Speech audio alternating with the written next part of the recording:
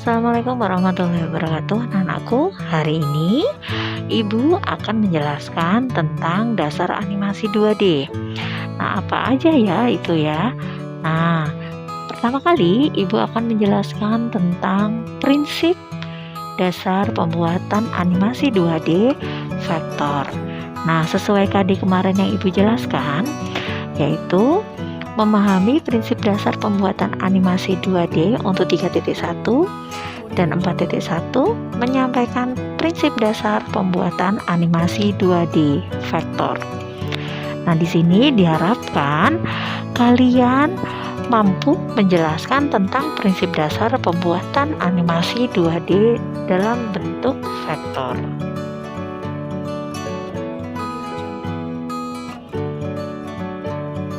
Nah, selanjutnya Ibu akan membahas tentang prinsip dasar pembuatan animasi. Sudah pada tahu belum sih prinsip dasar pembuatan animasi?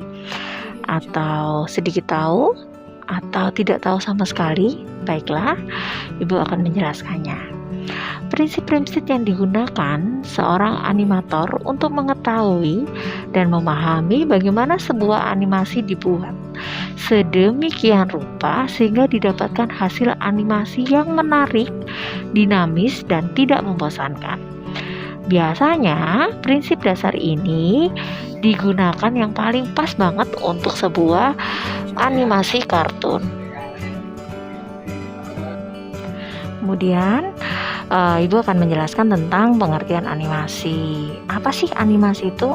Animasi adalah gambar bergerak yang berasal dari kumpulan berbagai objek yang disusun secara khusus sehingga bergerak sesuai alur yang sudah ditentukan oleh setiap hitungan waktu.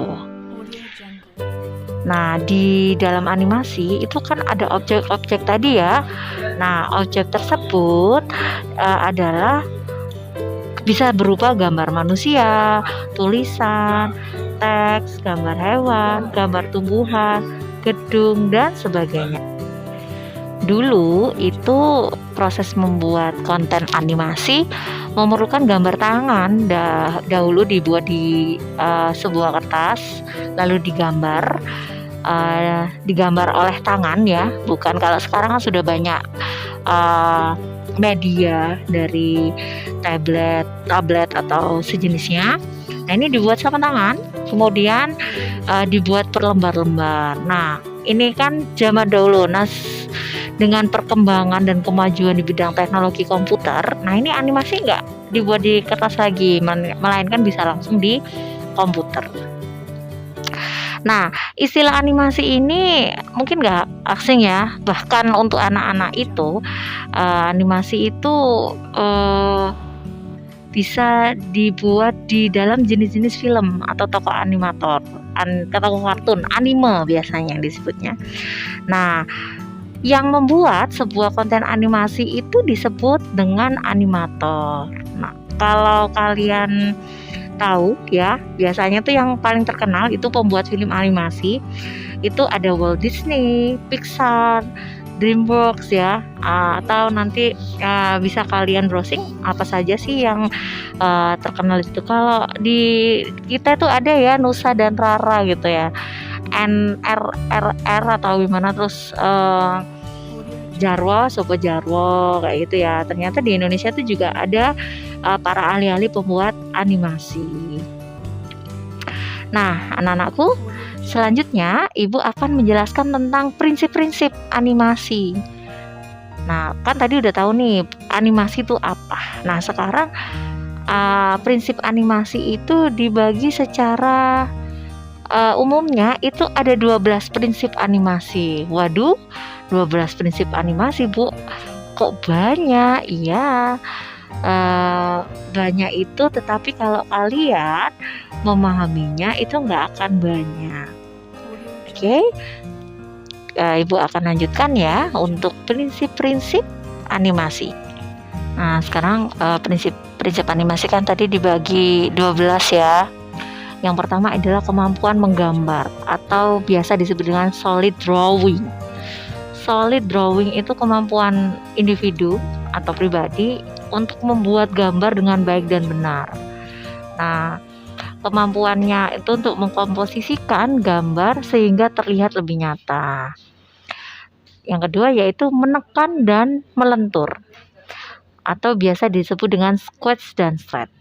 Squeeze dan stretch adalah membuat objek hidup atau objek mati terlihat seolah-olah nyata, sehingga terlihat bergerak secara realistis dan lebih hidup. Biasanya kalau kalian lihat ya, film animasi itu kan ada tuh yang berasal dari tumbuh-tumbuhan atau hewan kayak gitu, tapi kan dibuat mereka tuh hidup kayak kehidupan manusia pada normalnya.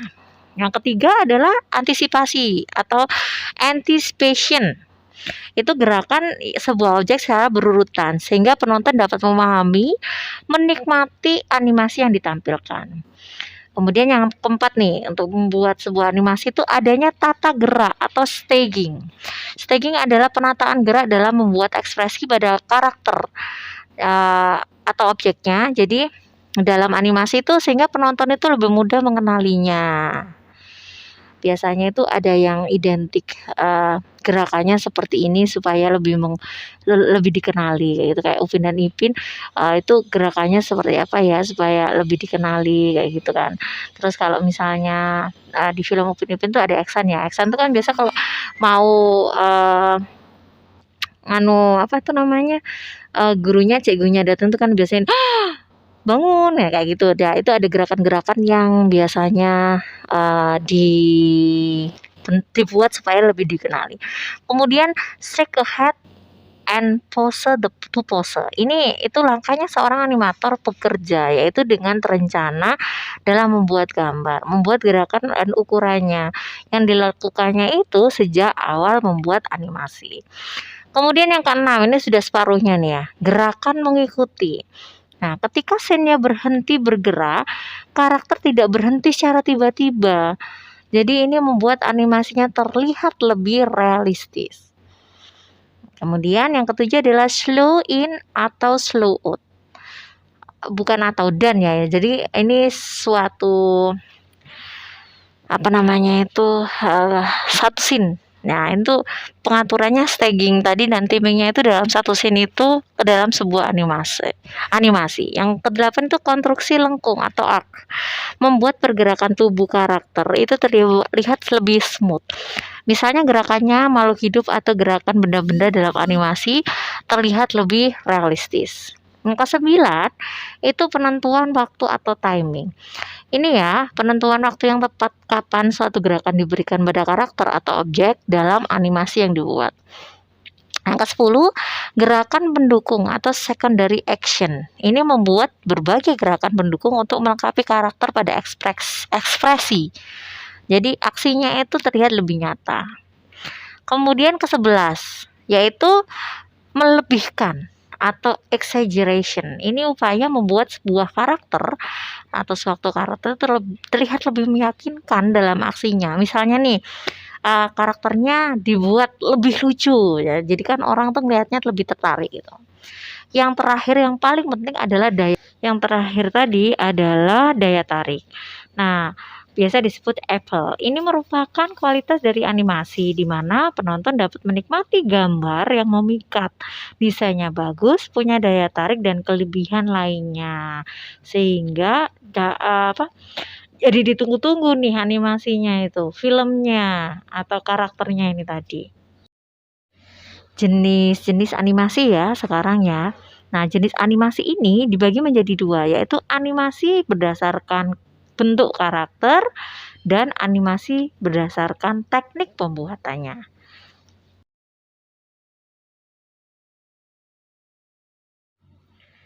Lalu animasi berdasarkan bentuk karakter itu juga dibagi-bagi. Yang pertama yaitu stop motion animasi atau biasa disebut dengan claymation. Kalau kalian tahu contoh filmnya itu yang sering ada di televisi yaitu Shaun the Sheep. Nah, film ini adalah film dengan teknik animasi clay. Nah, stop motion itu apa sih? Stop motion itu pertama kali itu ditemukan oleh Blankton tahun 1906.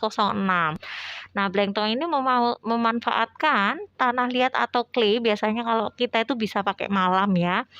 Nah, itu sebagai objek animasinya. Jadi, stop animation itu adalah patahan-patahan animasi yang digabungkan menjadi satu, gitu ya.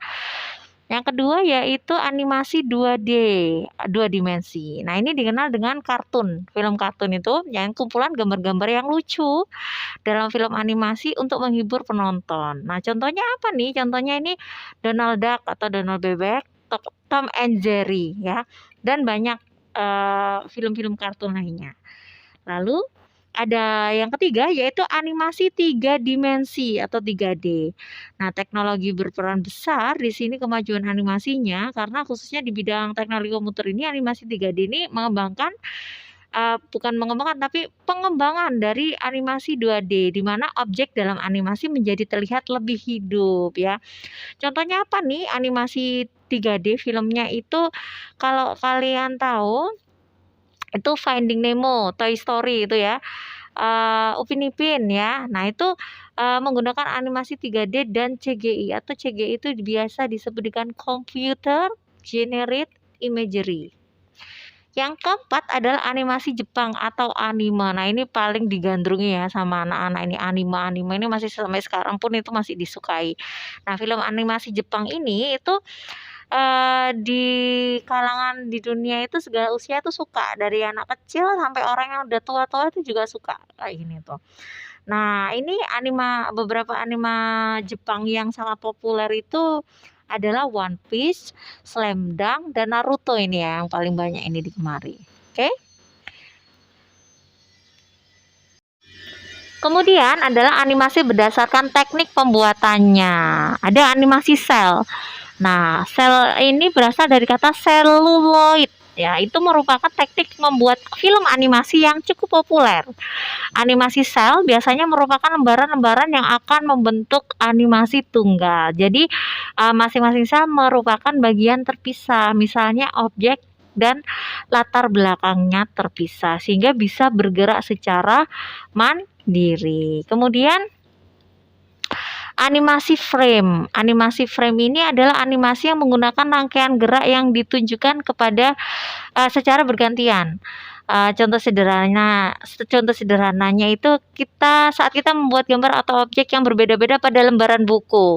Kalau dulu waktu kecil, kalau kamu sering gambar di pinggirannya buku gitu, kalau kalian keretek gitu pinggirannya itu kan bisa kelihatan seperti berjalan lah kayak gitu, seolah-olah itu bergerak, padahal kan tetap ya cuman pergantian aja ya gambarnya dari satu lembaran ke lembaran yang lain.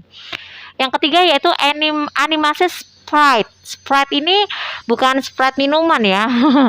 Jadi menggunakan latar belakang diam lalu gambarnya digerakkan. Nah, teknik ini itu bergerak secara mandiri, misalnya seperti burung terbang, planet yang berotasi, bola yang memantul, logo yang berputar-putar, dan sejenisnya. Yang keempat yaitu animasi pet. Animasi dengan menggerakkan objek di sepanjang garis yang ditentukan sebagai lintasan. Contohnya dalam pembuatan animasi kereta api, pesawat terbang, dan yang membutuhkan lintasan gerak tertentu. Yang kelima yaitu animasi vektor.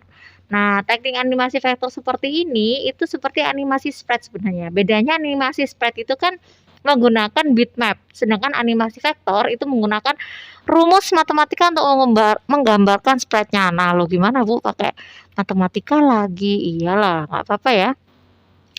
Yang ke 6 yaitu teknik animasi spline, merupakan representasi matematis dari kurva, sehingga gerakan objek mengikuti garis berbentuk lurus dan berbentuk kurva.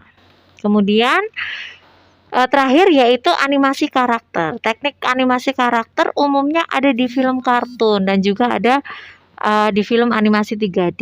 Dalam animasi karakter, semua bagian dalam animasi bergerak bersamaan, namun karakter setiap objek mempunyai ciri dan gerakan yang berbeda. Nah, sudah ya.